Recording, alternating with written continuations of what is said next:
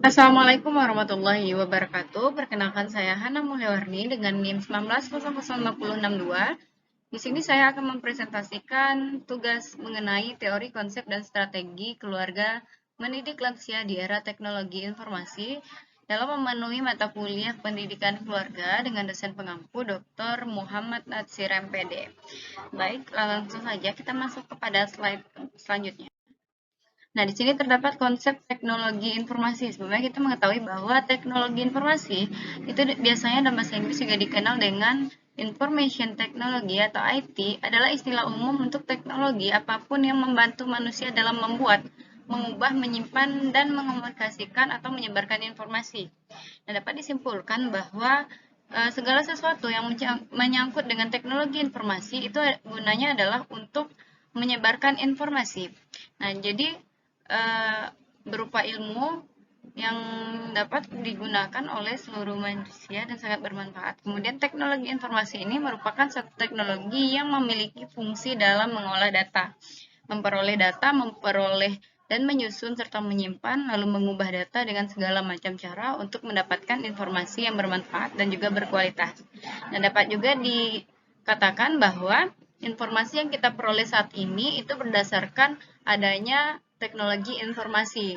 Nah, informasi yang kita dapatkan itu harus bermanfaat dan berkualitas itu berdasarkan dari teknologi informasi itu sendiri. Lanjut kita kepada slide berikutnya. Di sini ada konsep lansia.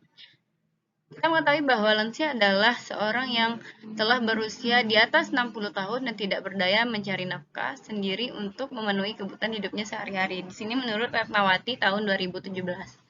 Nah, dapat disimpulkan bahwa orang-orang yang berada pada melewati tahap dewasa akhir yaitu 60 lebih atau di atas 60 itu sudah dapat dikatakan lansia, yaitu lanjut usia.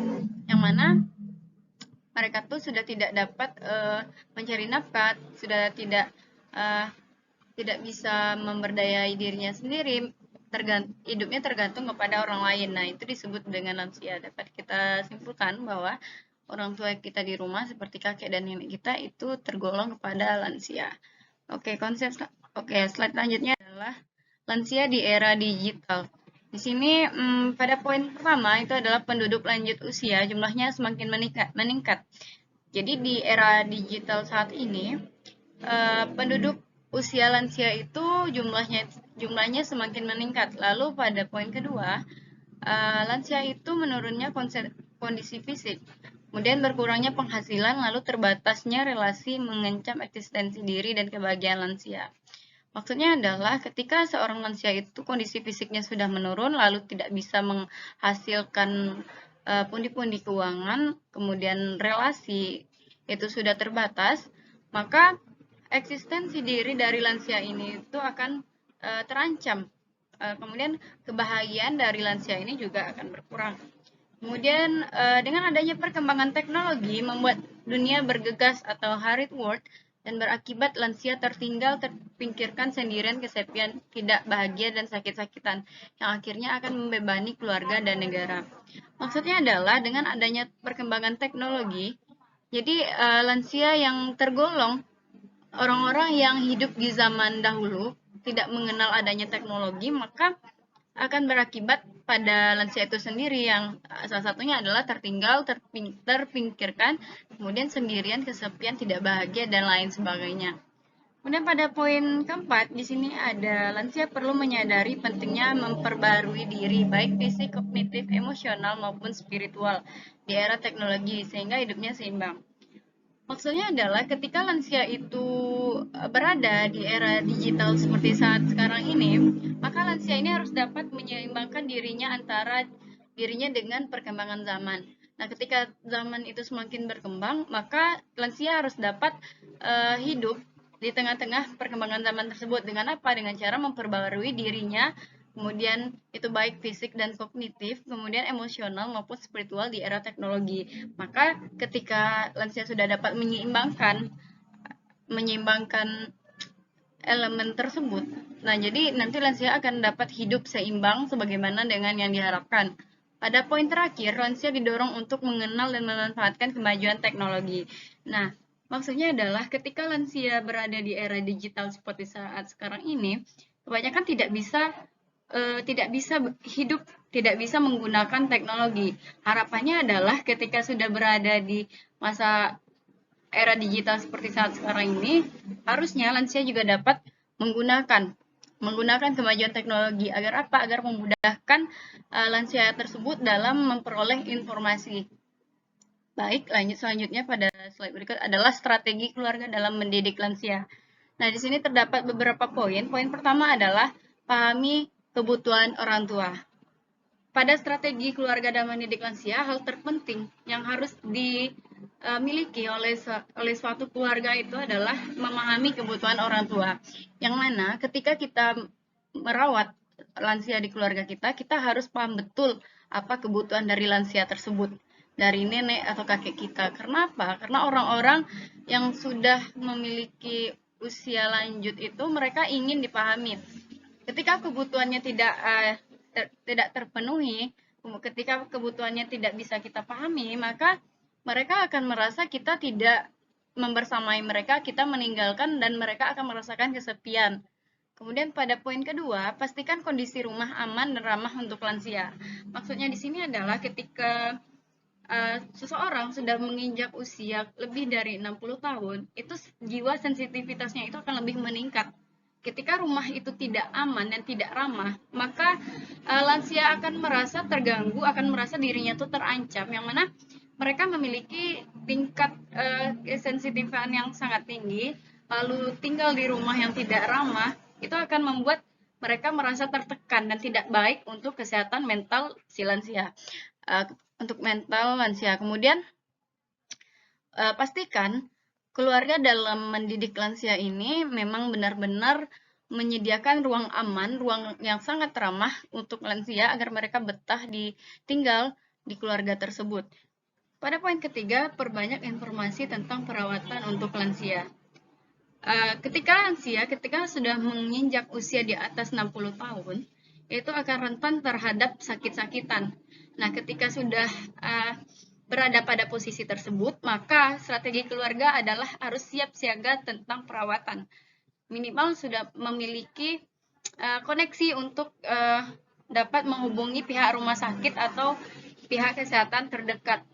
Hal ini sangat berguna ketika ada penyakit kambuhan yang tiba-tiba datang, kemudian keluarga harus langsung sigap, harus langsung siap sedia untuk menghubungi pihak rumah sakit atau pihak kesehatan demi memperoleh perawatan yang intensif. Kemudian pada poin keempat, pastikan akses komunikasi mudah.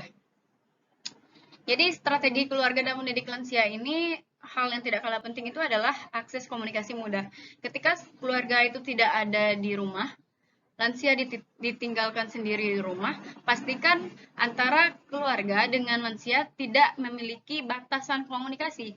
Sehingga nanti ketika ada sesuatu yang dirasa sangat urgent, ketika tidak bisa datang kembali ke rumah, maka dapat dikomunikasikan melalui telepon misalnya. Jadi baik keluarga maupun lansia sama-sama dapat memperoleh kabar. Kemudian pada poin berikutnya adalah libatkan orang tua dalam prosesnya. Nah, ketika kita mendidik dan tinggal bersama dengan lansia, pastikan keluarga itu melibatkan segala bentuk proses yang berkaitan dengan lansia ini dengan mereka sendiri. Misalnya, kita sebagai pihak keluarga ingin ingin mengikuti program senam jantung sehat misalnya untuk lansia, kita harus mendiskusikan dulu nih dengan nenek atau kakek kita, karena kita harus mengetahui dulu kebutuhan apa yang mereka butuhkan, kemudian program apa yang harus mereka ikutkan sesuai dengan kebutuhan mereka. Maka kita akan harus libatkan mereka dengan cara berkomunikasi, dengan cara mengajak mereka untuk berbicara dan bertanya apa yang mereka butuhkan, kemudian apa yang mereka inginkan. Lalu kita akan paham betul program apa yang cocok atau yang bisa diikuti oleh mereka. Kemudian poin selanjutnya adalah pastikan kesiapan diri sendiri. Nah, ketika mendidik lansia atau kita memutuskan untuk merawat lansia, kita harus mempersiapkan diri kita sendiri. Untuk ini akan menjadi tameng nantinya ketika kita merawat lansia, kita harus memiliki kesiapan diri sendiri. Kalau diri kita sendiri tidak siap, lantas bagaimana kita harus mendidik lansia itu sendiri. Nah, jadi mereka kembali lagi bahwa lansia ini memiliki tingkat kesensitifan yang sangat tinggi. Lalu bagaimana sih kiat-kiat untuk menjaga perasaan mereka agar mereka tidak merasa tertekan, agar mereka merasa aman? Itu sangat penting dipelajari oleh keluarga dalam mendidik lansia. Kemudian pada poin terakhir di sini perhatikan asupan nutrisi orang tua. Nah, poin terakhir ini tidak kalah sangat penting karena lansia ini pertama mereka rentan dengan sakit-sakitan karena kondisi fisik dan kognitifnya sudah menurun, lantas mereka memerlukan nutrisi yang sangat baik seperti gizi, seperti kalsium mereka juga harus terpenuhi gitu agar mereka dapat hidup lebih baik, dapat menjadi lebih sehat dan dapat menjadi lebih berenergi seperti itu. Pada slide berikutnya di sini terdapat manfaat keluarga mendidik lansia di era teknologi informasi. Pada poin pertama, dapat menjadi tameng bagi lansia dalam menggunakan teknologi. Yang kedua, dapat mengarahkan lansia dalam menggunakan teknologi dengan bijak. Nah, jadi ketika lansia dikenalkan dengan teknologi seperti penggunaan gadget pada akhir-akhir ini, pada era digital seperti saat sekarang ini, sudah tidak sedikit lansia dapat menggunakan gadget. Jadi sudah hampir, apalagi itu di perkotaan, lansia sudah tidak asing dengan yang namanya gadget. Mereka sudah menggunakan gadget, menggunakan sosial media, mengenal berbagai macam aplikasi di gadget mereka. Nah, hal ini berdampak positif sebenarnya ketika mereka dapat menggunakan dengan baik dan dengan bijak. Akan tetapi akan menjadi permasalahan ketika lansia tidak dapat mengontrol dirinya dalam bersosial media atau menggunakan gadget. Nah, peran keluarga di sini adalah untuk menjadi tameng bagi lansia dan menggunakan teknologi. Mungkin kita ambil contohnya ketika menggunakan handphone itu tidak bisa selama 24 jam. Harus dibatasi waktunya dari jam berapa ke jam berapa untuk menggunakan gadget karena tidak baik untuk kesehatan mata mereka. Kemudian dapat mengarahkan lansia dalam menggunakan teknologi dengan bijak. Nah, ketika lansia menggunakan gadget, itu rata-rata mereka akan lupa waktu bahwa mereka itu menghabiskan hampir seluruh waktunya itu di depan gadget dengan bermain sosial media. Nah, ini merupakan kesalahan yang seharusnya keluarga harus mampu mengarahkan bahwa menggunakan teknologi itu harus dengan bijak. Misalnya, ketika menggunakan sosial media, nanti diarahkan kemana? Mungkin lebih kepada mendengarkan dakwah, seperti ceramah dan sebagainya. Itu akan menjadi lebih bermanfaat untuk lansia itu sendiri. Jadi dapat disimpulkan bahwa keluarga sangat berperan penting dalam mendidik lansia, apalagi di era teknologi informasi seperti saat sekarang ini. Pada slide berikutnya terdapat permasalahan yang dihadapi lansia dalam teknologi informasi. Pada poin pertama, perasaan tidak percaya diri dan takut akan melakukan kesalahan dalam teknologi, yang akhirnya membuat lansia menjadi kurang berminat untuk mempelajari teknologi dan media sosial. Ini merupakan permasalahan interpersonal, artinya adalah permasalahan dari diri lansia itu sendiri, yang mana mereka merasa tidak percaya diri dengan penggunaan teknologi, sehingga mereka akan takut ketika mereka melakukan kesalahan dalam menggunakan teknologi itu sendiri. Kemudian permasalahan kedua adalah penyakit yang timbul dari kondisi lansia yang semakin tua dapat menjadi suatu hambatan dalam menggunakan teknologi dan media sosial. Nah, kalau permasalahan ini itu merupakan permasalahan fungsional, yang mana dengan menurunnya kesehatan dan juga kognitif dari lansia ini, itu membuat lansia menjadi tidak bisa menggunakan teknologi ini dengan baik sebagaimana kita menggunakan teknologi. Seperti penggunaan gadget. Mungkin ada sebagian lansia yang tidak bisa berlama-lama di depan gadget dengan kondisi mata yang sudah tidak stabil, dengan kondisi mata yang sudah tidak bisa melihat dengan jelas, itu juga menjadikan masalah lansia dalam mempelajari atau menggunakan teknologi dan media sosial. Pada poin ketiga, di sini kesulitan ekonomi lansia untuk mengakses paket data internet ataupun kurang memadainya sinyal dari penyedia jasa internet di daerah mereka. Ini merupakan permasalahan struktural, artinya adalah dalam penggunaan media sosial itu pasti membutuhkan yang namanya itu akses paket data internet. Ketika ekonominya kurang memadai, maka di situ akan menjadi permasalahan.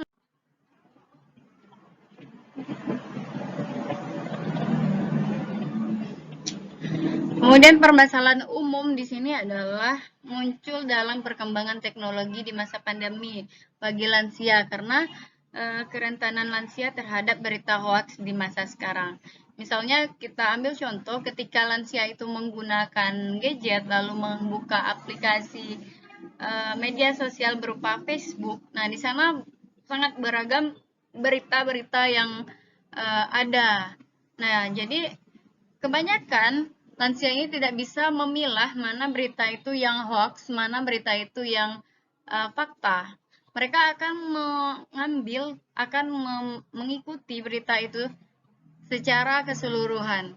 Nah, ini juga menjadi permasalahan yang umum terjadi di masyarakat, bahwa kerentanan terhadap berita hoax itu adalah uh, adalah diperoleh oleh orang-orang yang sudah lanjut usia, minimal dewasa akhir sampai dewasa lansia. Kemudian pada slide berikutnya, di sini terdapat solusi yang dapat diberikan dari permasalahan sebelumnya. Poin pertama, lansia dapat mencari bantuan atau solusi dari orang-orang di sekitarnya yang lebih memahami penggunaan teknologi. Ini merupakan solusi dari permasalahan interpersonal. Ketika lansia itu menjadi tidak percaya diri dalam penggunaan teknologi, maka solusi yang diperoleh adalah mereka harus mencari bantuan atau solusi dari orang-orang sekitarnya yang lebih memahami penggunaan teknologi. Ketika mereka sudah mencari bantuan dan sudah mempelajari teknologi dari orang-orang yang lebih paham, nah di situ akan menjadi solusi dari permasalahan interpersonal tadi. Jadi tidak akan menjadi masalah ketika lansia ini sudah diberikan pemahaman terkait dengan teknologi informasi. Pada poin berikutnya, di sini solusi untuk mengatasi masalah yang tadi adalah untuk mengatasi hambatan para lansia cenderung tidak memiliki jasa internet rumah yang lebih mahal dan lebih memilih mengakses internet melalui smartphone dan berlangganan layanan internet dari provider yang memberikan harga internet paling murah. Nah, jadi dituntut untuk tidak menggunakan paket data tetapi memasang layanan internet dari provider. Mungkin pihak keluarga menyediakan yang namanya WiFi di dalam rumah. Jadi penggunaan untuk dapat mengakses internet, lansia tidak harus membeli paket bulanan atau tidak harus membeli kuota internet bulanan, tetapi sudah disediakan di rumah. Sayangnya hanya berlaku di rumah saja karena tidak bisa digunakan di luar rumah. Ini merupakan solusi dari permasalahan struktural yang dapat kita gunakan. Kemudian pada poin ketiga, mempelajari fitur-fitur apa saja yang dapat mereka gunakan untuk menghadapi hambatan itu.